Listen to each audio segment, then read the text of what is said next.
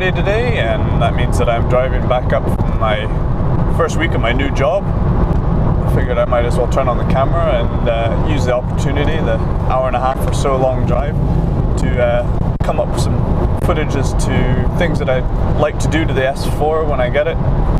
So one of the first things that I was looking at when I bought the car, because I want to keep it looking nice, and I wanted to get paint protection film. Like I sort of touched on in my color choice, I really liked the matte fluorescent silver, which is why I went for the normal metallic fluorescent silver. And so what I'd looked at, I was trying to get some paint protection film, because you can get the various films with the matte versions, and I've seen people put the matte clear bras or protection film, whichever one you want to call it, onto gloss and metallic cars, and it gives them the matte finish. So I'd looked at doing that because I thought that would be ideal. You can protect it and I can actually get the color finish that I really wanted, all in sort of one fell swoop. But unfortunately, because my car is not a supercar, all that they make for it, because they pre-cut these things, all that they make for it in pre-cut sections is the leading edges, things like bonnets, wings, door mirrors, that sort of stuff. So unfortunately, what that means is I would have a car that had some matte panels and some not matte panels, which would look stupid. I did think about just doing the normal gloss ones, which would have been fine because it would have protected it from stone chips and things like that, but I really wanted the doors and the sills done. They are parts that tend to get scratched, people walk past and brush against your car and all that kind of good stuff. And I have a 3-year-old who wants to climb in and out, which is fine, but he stands on the door sills and then he scraped them up and things like that. So that was one of the things, is I really wanted to get those protected as well. So in the end, I ended up going for organising a wrap. So I'm going to get the full car wrapped. I'll probably make a video with before and after shots and things like that. I don't know how much of the actual process I'll be able to film, because I likely won't be there because I'll have to be working. I need to leave it with him for about 5 days, he was saying. On the long side, he's a bit pessimistic on how long it'll take him. So I might be able to get him to film some bits and pieces and show me some sections and things like that as it's going, but odds are I probably won't get any footage. But anyway, moving on. So what I'm doing with that is a satin white aluminium 3M, bit of a mouthful, wrap. So that should be pretty close to the matte fluorescent silver. I mean, unless he has a color swatch that changes my mind, but at the minute that's the color that I've been looking at and the color that I want. So it should look pretty cool, and it'll protect the car and it saves from little scratches and small stone chips and things like that.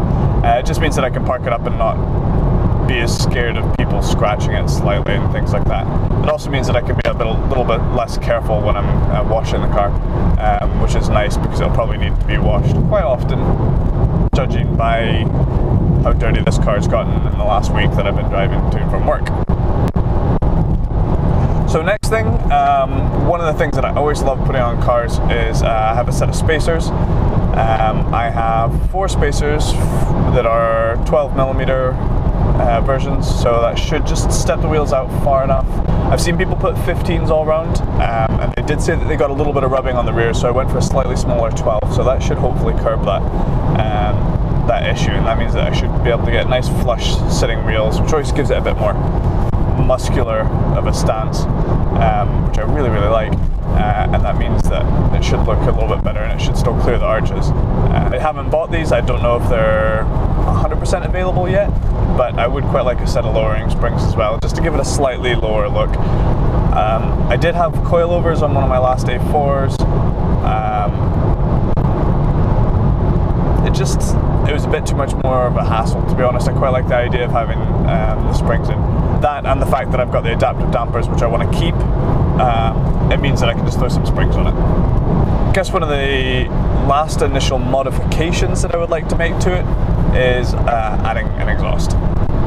Now, I looked at a few different versions, a few different options, and the only real one that stood out for me was the Miltech. Now, I really like Miltechs, and I've never splashed out. I say splashed out, they're usually quite expensive, versus I've had Cobra exhausts in my last 2 cars that were sort of semi-performance cars, and they were really good actually, but they're extremely loud. Very, very loud exhaust systems, whether you go for the resonated or unresonated. For this type of car, I was going to give them a bit of a berth. So again, I have a friend who has an Impreza. Surprisingly enough, it's quite a subtle noise that it makes. It's not the usual boy racer Impreza noises that come out of it, but when you put your foot down, that's when it really, really pushes the air through, I think, and ends up sounding really, really good. But it's more of an understated idle, and it doesn't drone and things like that. So that's really, really what I wanted to do. Something that was just a little bit louder than stock, but didn't have the drone and didn't wake up the neighbors when I get up at 6 o'clock in the morning to go to work. The one that I'm looking at is also a Valvetronic system, so it uses the standard valve positions, or standard valve connections rather, to the car. And what that does is it means that you can have the Swiss system attached to the MMI and the Drive Select, so you can actually select quiet or loud, which should be quite nice, because that means that I can put it in dynamic when I want to, and if I'm cruising down the dual carriageway like I am now, going to and from work for long distances, then I can just put it in comfort and it won't drone, but it'll still sound quite good when you put your foot down. So to me that seems like it's best of both worlds. I've got the resonated version in mind, and I've gone for the chrome oval tips, so it's very similar to the standard looking system. I think they're a little bit bigger, but not overly.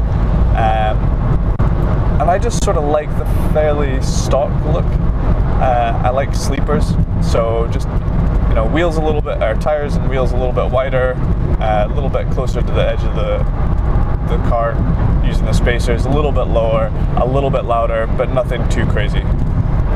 So that's sort of what I've been going for.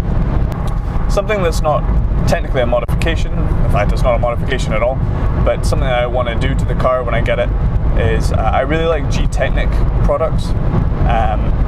They do a lot of really good cleaning products, and they're mainly for coating, for hydrophobic stuff, waxes essentially, but they do, I guess it would be closer to like a ceramic coating style.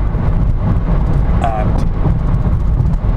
the products are fairly easy. They're more difficult than normal wax, but they're still fairly easy to apply. So one thing that I really want to do is I want to get their wheel product and put that on my wheels, because I know that from past experience, the VAG group cars, the Audis, VWs, Seats, all those kind of ones, are really, really bad for brake dust. So I want to put some of that on. It makes it a lot easier to clean the wheels. I'm going to stick it on the calipers too. That way the nice shiny red calipers will be nice and easy to clean, hopefully.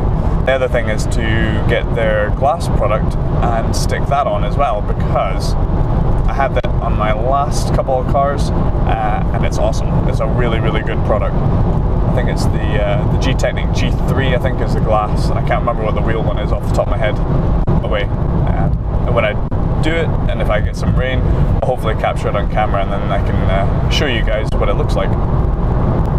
So I think that's pretty much everything that I was looking to modify and do to the car initially. I can't really think of anything else that would be worthwhile and cost effective.